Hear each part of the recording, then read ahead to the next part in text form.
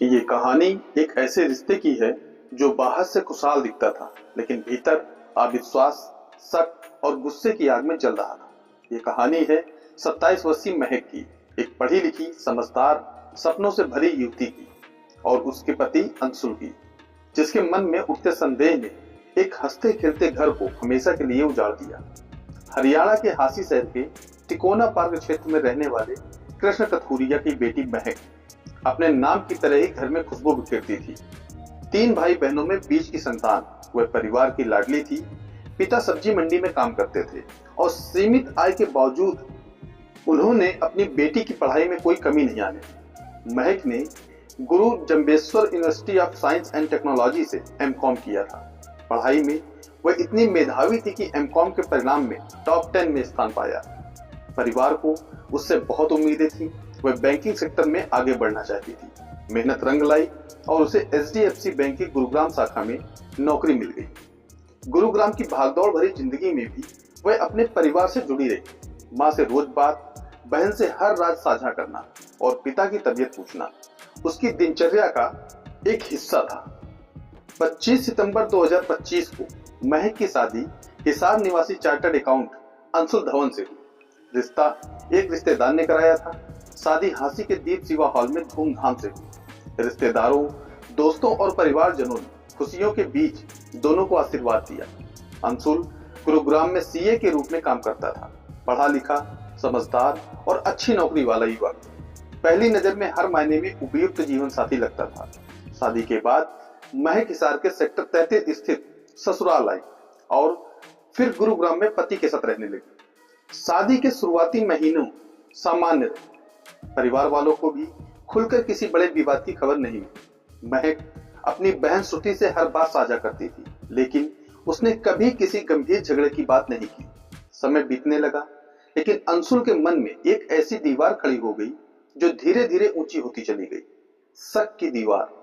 उसे अपनी पत्नी का दोस्तों से बात करना पसंद नहीं था। महक बैंक में काम करती थी, जहां सहकर्मियों से बातचीत स्वाभाविक थी। मोबाइल पर कॉल और मैसेज आना आम बात थी, लेकिन अंशुल के लिए यह सामान्य नहीं था। 14 फरवरी वैलेंटाइन डे, दोनों हिसार आए हुए थे। दिन सामान्य था, लेकिन शाम को महक के मोबाइल पर कुछ अनजान नंबरों से कॉल और मैसेज आने लगे। शायद दोस्त या सहकर्मी रहे होंगे, पर अंशुल के मन में ये चुभ गया।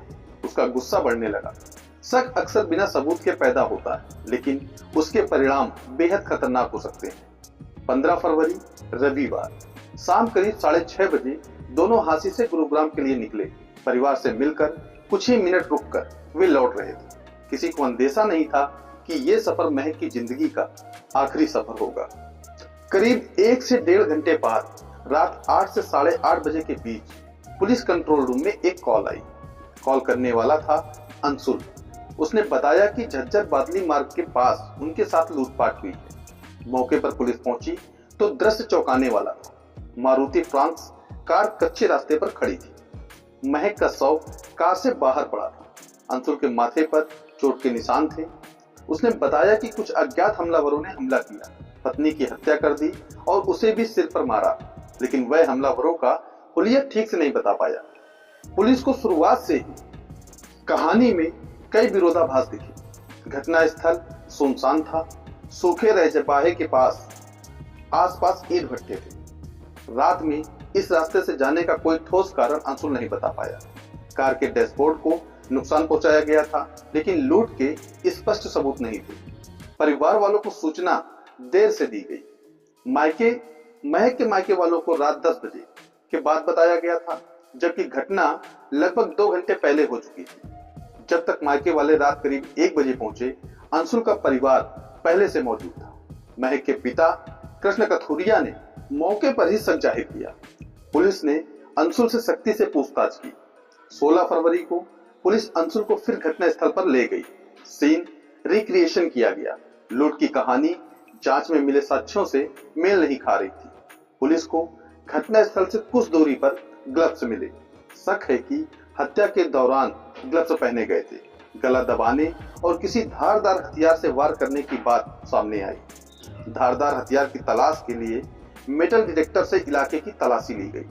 आखिरकार पुलिस के अनुसार अंशुल ने हत्या की बात स्वीकार कर ली। बताया गया कि कार में बहस हुई। गुस्से में उसने पहले गला दबाया, फिर धारदार हथियार से कई वार किए। बाद में खुद के माथे पर चोट मारकर लूट की कहानी गढ़ने की कोशिश की। सबसे दिल जला देने वाली बात तब सामने आई जब महक की बहन श्रुति ने बताया कि महक 3 महीने की गर्भवती थी, वह मां बनने वाली थी। जिस घर में 5 महीने पहले उसकी डोली उठी थी, उसी घर से उसकी अर्थी उठी। लाल चुनरी में लिपटा उसका पार्थिव शरीर जब चौखट से बाहर निकला तो माता पिता बेसुध हो गए। माँ बाप रोते हुए कहते रहे, जब बेटी घर आती थी तो घर महक उठता था, आज वही महक हमें छोड़कर चली गई।